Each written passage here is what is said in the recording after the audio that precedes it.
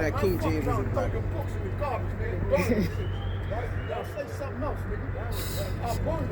Man, this why Israel not gonna make it, man.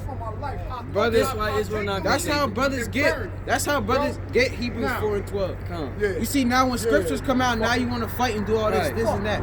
How you talking about Allah and peace? Yet you want to fight somebody. You saying that we young brothers, but yet you want to fight young brothers. That's right. Come on now. Who's the real fools out here, man? That's right. You preaching the word of the Lord and you talking about Allah? Allah ain't do nothing for you, man. That's right. If Allah's doing something for the black people, why are we out here struggling? That's right. Why are we out here struggling if Allah's doing something, man? Bring it out, up. Read that. Hebrews chapter 4 and verse 12. For the word of God is quick and powerful and sharper than any two-edged sword, piercing even to the dividing asunder of soul and spirit, and of the joints and marrow, and is a discerner of the thoughts and intents of the heart. Right, so this word is able to cut somebody's soul up. Right, all we doing is bringing out scriptures, and now he's talking about fight. This is the true discerner of someone's soul and what they got really going on inside, man. Brothers want to fight over the Bible.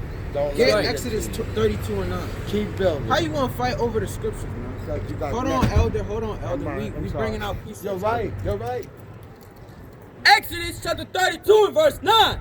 And the Lord said unto Moses, I have seen his people, and behold, it is a stiff-necked people. It is a what? It is a stiff-necked people. Now therefore let me alone. So I can This is Exodus chapter 32 and verse 9. And the Lord said unto Moses, I have seen his people, and behold, it is a stiff-necked people. And the people is stiff-necked, man. We trying to teach you who you are, your God-given nationality, and brothers don't want to hear that. Brothers is coming with Allah and Muslim. Hey, that Allah damn doctrine came from the Bible. Muhammad, the so-called prophet, he took his his beliefs and mixed it with the Bible, man. Allah and God is one of the same. No, it's not, brother. You can't prove that, brother. You can't prove that. The Lord got one name. They call it Exodus 33. No, actually, just keep it there. Hold on. Exodus chapter 33 and verse 5. For the Lord had said unto Moses, say unto the children of Israel, ye are a stiff-necked people. I will come up. Go back. Israel stiff-necked, man. Brothers will really want to fight over the scriptures because we bringing out facts, and when the scriptures come out, because this is Yahweh Shai, right? Get you can hold that, and get. Make sure you hold it. And get Hebrews 10:7. Hebrews chapter 10 and verse 7. Hebrews chapter 10 and verse 7. Then said I, lo, I come in the volume of the book. It is written of me. So this book is written of Yahweh Shai, and Yahweh Shai was casting out demons, man. So when his word comes out, the demons inside of a person comes out. We barely said any, we ain't say nothing to him, bro. And he getting all hyped up, and I want to fight, and da-da-da. I want to build with you over there. What? For what? We right here. Why don't you want to build right here? And King James was a black man. You can look that up. They just like they whitewashed Yahweh Shai, they whitewashed King James, man.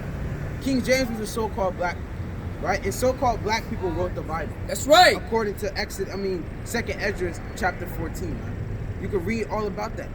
The so-called blacks, Hispanics, and Native Americans wrote the Bible, right? Not no damn Edomites. And if the Edomites wrote the Bible, why does it say in Revelations 13 and 9, he that leadeth into captivity shall go into captivity? Didn't they lead us into captivity? So how the hell does it make sense that they will write that in their Bible? Why would they write that he that leadeth into captivity shall go into captivity? That would mean they're telling on themselves and they're saying that they're going to go into captivity, which they are, but they're not going to write that, right? The wicked go off speaking lies, not truth, right? Go ahead. Exodus chapter 33 verse 5. For the Lord has said unto Moses, say unto the children of Israel, ye are a stiff-necked people, and I will come up unto the midst of thee in a moment and consume thee. Therefore now put off thy ornaments from thee, that I may know what to do unto thee. Let me get Deuteronomy 9 and 6, man. The Lord said He's gonna consume Israel. The people that's not keeping the commandments for that exact reason. Brothers gonna strife and debate. Like, I asked him a simple question: what's your nationality? He can't answer that. 96? Yeah, Deuteronomy 9 and 6. Deuteronomy chapter 9 and verse 6. Understand therefore that the Lord thy God giveth thee not this good land to possess it for thy righteousness, for thou art a stiff-necked people. For thou art what? Thou art a stiff-necked people. That's why we ain't received the land back then, because we stiff-necked as hell. We ain't deserve it back then. That's right. That's why Yahweh Shai had to come on the scene so that we can actually get a chance to get the kingdom. Right? He's making a new covenant with the children of Israel. Hey, look, on my phone, I just got another update on the coronavirus, man. More people got it. That's right. To show you judgment is coming on this earth, man. And we're going to say, hey, we happy at that. We rejoicing at the destruction of Babylon, man. That's right. Right? This is what we patiently waiting for. The destruction of Babylon, so we can recompense, have these nations reap what they sowed, man. This is the reason why, slavery is the reason why brothers like that want to fight. Brothers want to strife and debate, man. That's a curse. Let me get Deuteronomy 54. Brothers always want to fight against brothers. If I was an Edomite up here with my Jehovah Witness posters, speaking like an Edomite does, with a soft tongue, smooth, buttery words, man, he would have been quiet as hell. He would have listened to me like I was damn Barack Obama or damn somebody of high stature. But because we have the same people, he don't want to deal with that, and that's a curse, man. He don't understand why he just did what he did. He would have came up here like, yeah, I love Jesus. I've been a Christian all my life. He would have came up here and cooned it out. Exactly. Deuteronomy chapter 28 verse 24. So that the man that is tender among you and very delicate, his eyes shall be evil toward his brother. And that's to show you, man, now we are the Israelites according to the Bible. Because our brothers' eyes is evil towards each other. We reading the Bible and brothers trying to fight, man. And the Lord said you're going to be judged based off your words. Let me get Proverbs 18 and 7. First, get Proverbs 16 and 1. Proverbs chapter 16 and verse 1. The preparations of the man, the preparations of the heart and man and the answer of the tongue is from the Lord. It's from the who? It's from the Lord. So that man said what he said because the Lord had him bugged out. The Lord got him bugged out and groping in the noonday. Right, before I get the next precept, let me get Deuteronomy 28. We can go back to that. Right? The Lord has smitten us with madness, and he groping in the noonday. He's reaching for doctrine. And you can't prove, no Muslim can prove for their life that Allah is going to save them. That's right. They can't prove that. And, we have the book Babylon. It's like you to step on that. But, we got the book Babylon Timbuktu. And Muhammad, he took his customs, his damn Muslim religion, and he took it. Everything he put into his doctrine came from the Bible. Just to sum it up.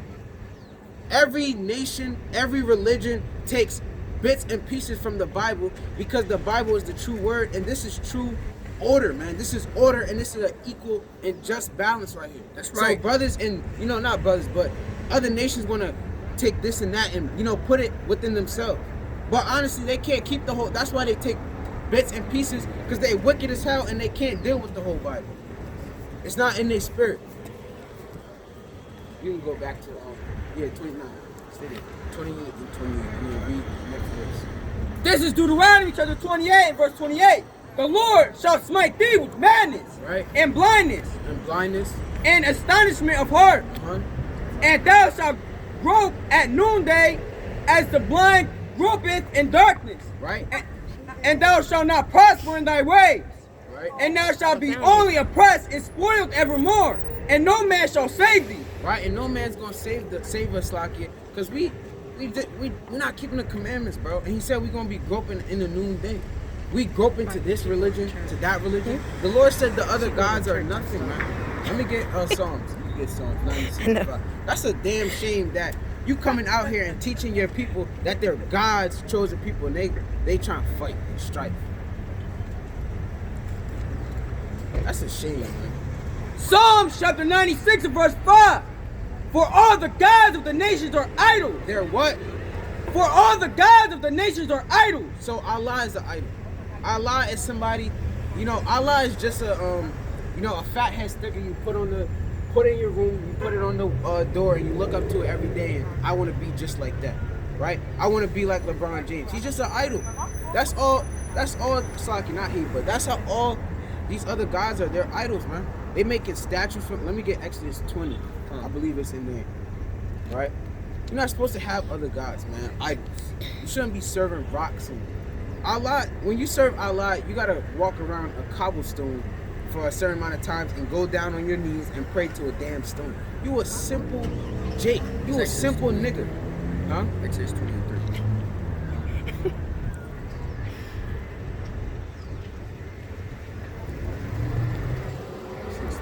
Oh yeah. That's what I want to come.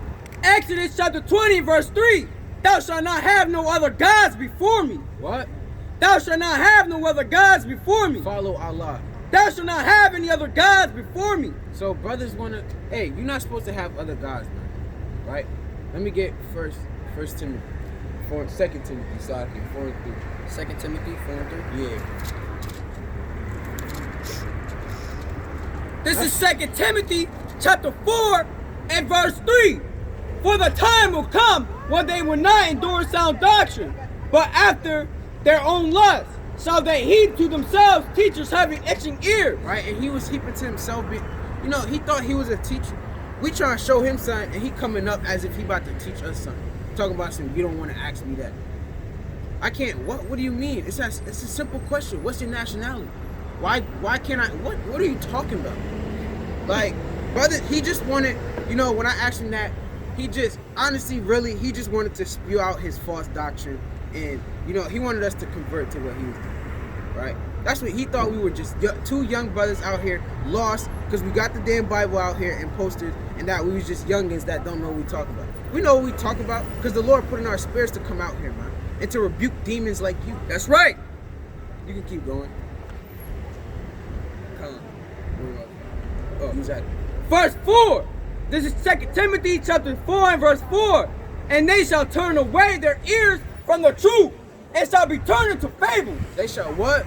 Shall be turned into fables. They'll turn away. No, read the first part. Come. And they shall turn away their ears from the truth, and shall be turned unto fables. Right? But watch thou in all things, endure afflictions, do the work of an evangelist, make full proof of thy ministry. Right? And that's what we do. We making full proof of our ministry when we watching it. Right? And brothers get on Psalms 119 and 142. Brothers will turn from the truth and go on to fables, man. Right? That's a curse put on us by the Most High. Right? That we will turn from the truth and go into fables. Let's see what the truth is. This is Psalms 119 and verse 42. 142.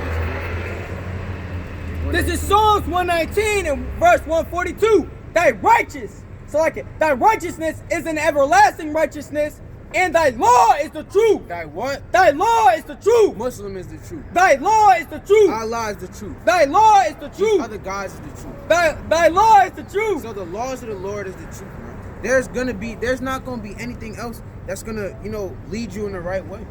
Right? Let me get Psalms 119. This is Psalms and 9. Chapter 119 and verse 9. Wherewithal shall a young man cleanse his way, by taking heed thereto according to thy word. With my whole heart have I sought thee, O let me not wander from thy commandments. Right? So this is how you cleanse your way. This is the truth. This is the true way. Not wandering from the Lord's commandments, man. Not going into damn... Whatever. Give me Psalms 111. This is Psalms. Yo, it's so sad that, and we're not the only brothers that go through this. Every other camp goes through this, man. That's you try right. to teach your brothers the truth, and they spit it out like it's nothing. They spit out their own God. They spit out their own heritage. This is your heritage. This is your God-given nationality and your heritage, man. This is the way to life. This is the way to the kingdom. All of y'all want to make it to the damn kingdom, but y'all want to be in the damn world. Y'all want to do things contrary to the scriptures, man. What verse 10? This is Psalms 111 and verse 10. The fear of the Lord is the beginning of wisdom. This is real wisdom, not that damn Allah garbage. This is wisdom. That's right. A good understanding have all they that do his commandments. So that brother don't have good understanding because we visually see it and he don't keep the commandments. Right? I wanted a precept. I'm sorry. Right? We visually, if you're not, listen, if you a man and we look at you and you don't even got fringes on, man, you clearly not keeping it. That's right. It's clear as day. Right? Because why? How do we know that? Go to Numbers. Numbers 15.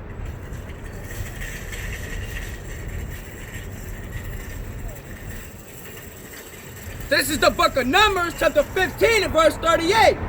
Speak unto the children of Israel, and bid them that they make them fringes in the borders of their garments throughout their generations, and that they put upon the fringe of the borders a ribbon of blue. Go ahead. And it shall be unto you for a fringe, that ye may look upon it and remember all the commandments of the Lord. That you will do what? And do them.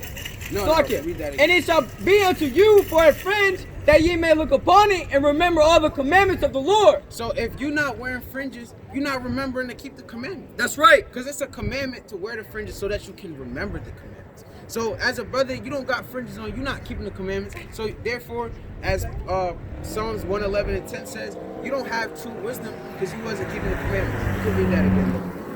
While I get you this. Numbers? No. Psalms 11 and 10. Psalms 111 and verse 10. The fear of the Lord is the beginning of wisdom. A good understanding have all they that do his commandments. So you get understanding by doing his commandments. Get Proverbs 9 and 10. There's no other way to get true understanding of the scriptures unless you keep the commandments. Right? Proverbs chapter 9 and verse 10. The fear of the Lord is the beginning of wisdom, and the knowledge of the holy is understanding. Sorry. Read that one more time. Proverbs chapter 9 and verse 10. The fear of the Lord is the beginning of wisdom. The fear of the Lord is what? The fear of the Lord is the beginning of wisdom. So this is true wisdom. This is how you know you got true wisdom, man. Not the wisdom of this world. Not walk around talking about Allah, a damn idol. If there's more on that, you can continue. Come. For by me thy days shall be multiplied, and the years of thy life shall be increased. So the only way you're going to get, more days on earth, well, more life, man, is via the Most High. That's right. You're not going to get life from Allah. And damn Muhammad, they say he's a prophet. What did he prophesy? What did he prophesy that actually came to life? Everything that we reading out the scriptures is coming to life. We living in the days of Ezra, Jeremiah, Isaiah, all these great prophets, man. I got a part. Go ahead. Come. This is Proverbs chapter 15 and verse 10. Correction is grievous unto him that forsaketh the way, and he that hateth reproof shall die. Right. So we over here, brother, what's your nationality? Trying to correct him. We know he in sin. Why? Because he not shining. You know what I mean? He ain't got his light on. He ain't got the fringes. Brother, what's your nationality? You know what I mean? You don't want to hear that. You don't want to hear that. He's saying we don't want to hear it because he don't even know, man. You know what I mean? So I'm going to read that again and break it down. Correction is grievous unto him that forsaketh the way, and he that hateth reproof shall die. Man, so he hate the fact that we was about to bring it out, man. We couldn't even bring no precepts out. He already wanted to fight. He's looking at the posters. He already got his fist balled up. He ready to punch on somebody, man. You know what I mean? Because we got the Bible in hand, man. We trying to teach. Older men hate to see that young man over here got more wisdom than him, got more knowledge and understanding, and know what's going on more than him. He hate to be corrected, man. So what the Lord say? The Lord say, he that hateth reproof shall die. So that man got death reserved for him, man. Now, I mean, we're not playing games. The Lord not playing games out here. You hate to be reproved. You hate to know who you are. You're going to die, man. Right. That's a fact, man. Get, let me get Psalms 144 real quick. Actually, let me get 1 Timothy 4:12 real quick. And like the brother said, he was despising our youth, man. He despised that we're young out here and we asking him what's his nationality. He felt like he was being questioned. Well, you are being questioned because if you walking around with no fringes on, you sagging and you just dressing like a nigga, man. We know that you're not keeping the commandments, and we know you're not doing what's right. That's right. For yourself. We're trying to help you out.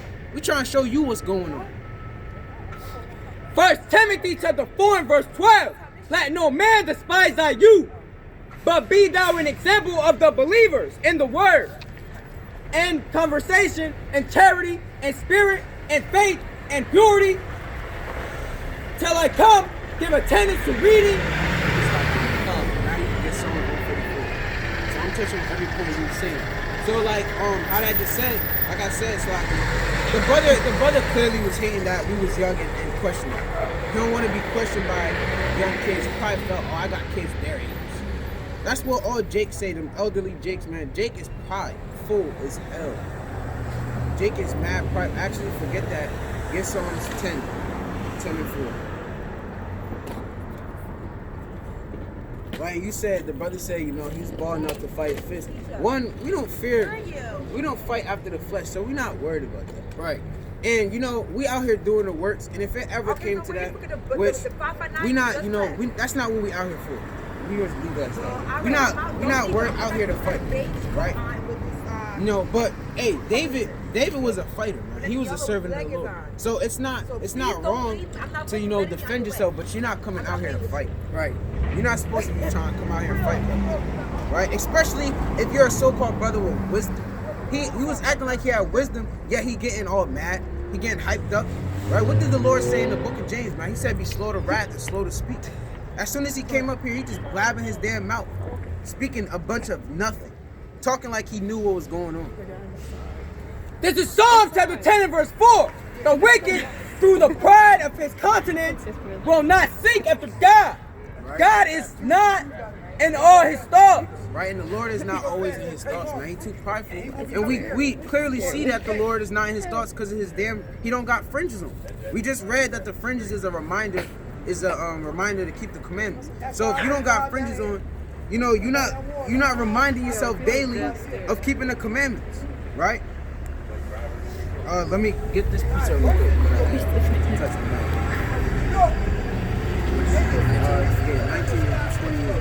This is Sirach chapter 19 and verse 29. A man may be known by his look, and one that hath understanding by his countenance. Right. When thou meetest him. Right, so you can know a man by his looks, man. You can see a man if a man is wicked. If a man is wicked, he's not wearing fringes. You know, he don't got his sword. You can tell that's a wicked man. Hey, brother, you believe in God? Yeah. Come hear the word of the Lord then. All right. You know your nationality, your God-given nationality?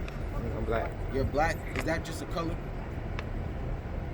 Black is just a color, though. Yeah. And when you look up the word black, it just means a bunch of bad things, negative things. It means dirty, dingy. That can't be your nationality. Oh, now I get what you're saying. Right. Yeah. So, and who gave you, the identity of being black? Who did that come from? Trying to say white people? Yeah. Okay then. So, therefore, look at all the things that the white man has done for you, right? Mm-hmm. So, any title that's given to you by the white man, it can't be a God-given nationality because they're clearly not God-fearing people. So you want me to say African American then, huh? Nah, that's not. why I picked up the sign. So you see, you know what I mean, how you got that African and American. You know, you got I'll let the brother teach it. Right. So I'm African. Okay. No. Africa was named after Leo Scipio Africanus, which was a Roman general, right? He conquered Africa and named it after himself. You can get Psalms 49. Then America was named after Amerigo Vespucci, which was an Italian mapmaker, which are two white people. So therefore, you can't be African American because that's the last name for two white people. Yeah. So that can't. Does that make sense? No, it don't. It don't. What do you mean by that? No, it do make sense. I'm high. I smoke.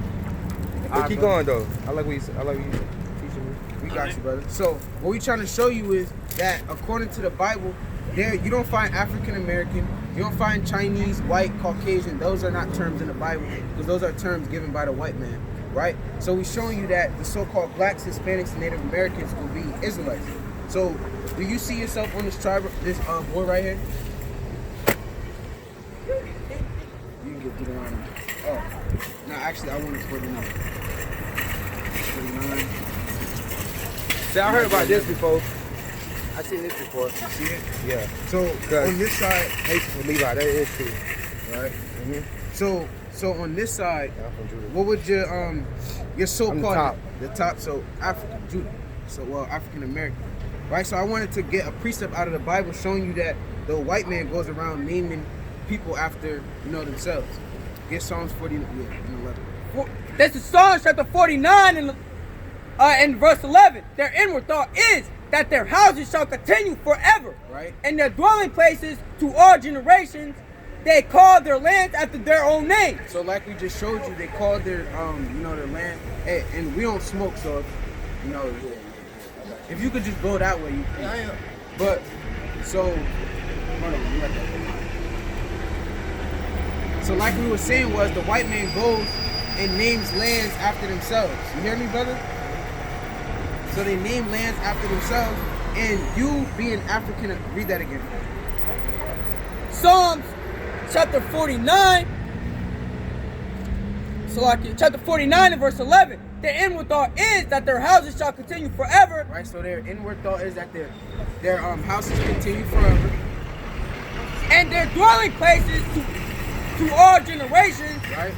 They call their lands after their own name. So when the white man conquers lands, they name it after themselves, as you can clearly see. And it says that they want their inward thought is that they want their houses to continue forever, meaning their household name. And you calling yourself African American, those men been dead. So you doing exactly what they wanted you to do. You continuing their household name.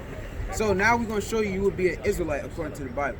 So how did the so-called African Americans get to America? Ship, right? Ship. All right. So we're going to show you that in the Bible. Deuteronomy chapter 28 verse 15.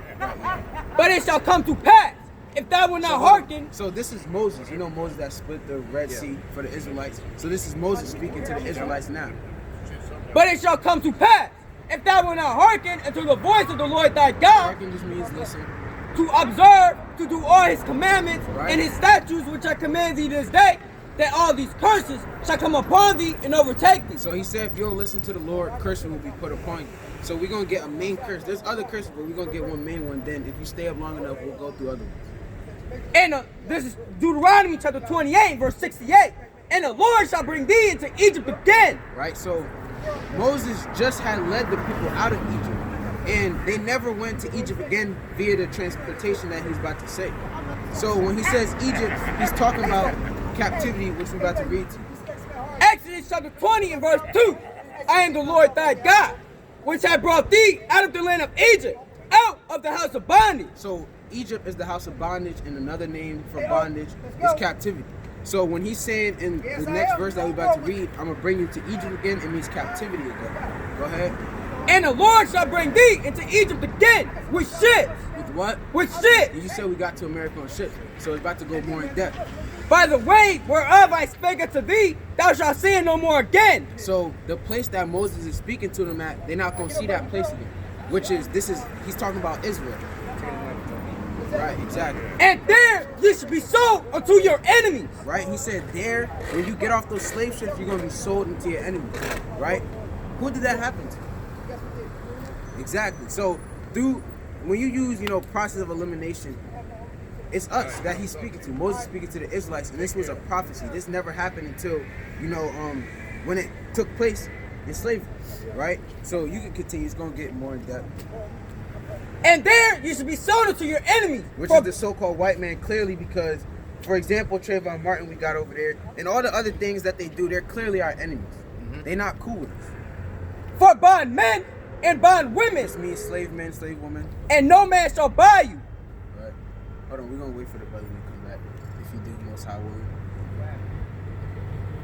I'm not going to wait too long. Come on, hijack me.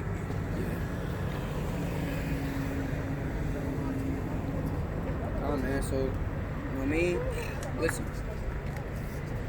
Don't matter if you're scoffing, you want to listen, you want to walk by, don't even care. Because at the end of the day, man, every day, a new plague, more bodies is dropping. More people getting sick. you know, we got more famine, pestilence, and you know, one day closer to Yahushua coming back, cracking that sky and slicing and dicing, man.